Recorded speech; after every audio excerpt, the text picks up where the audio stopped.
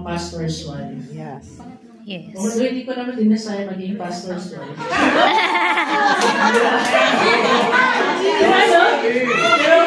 Bonus. Malay mo. Nobody knows. Nobody The knows. pastor's wife, sila yung frontliner ng intercessor prayer ng pastor. Amen. Na-remember ko growing up, yung pastor's wife, yung pastor's wife sa church namin.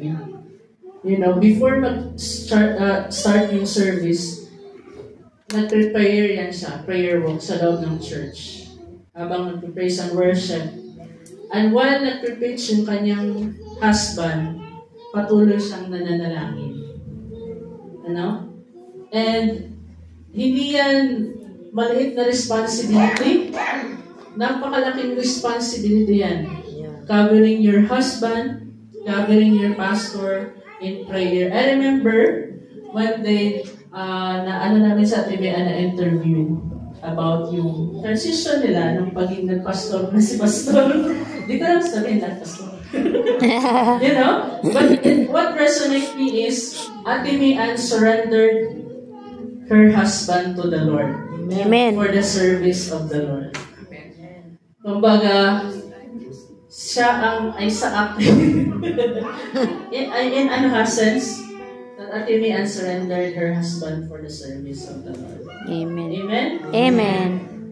As in Proverbs 31:28 to 31 says, her children rise up and call her blessed.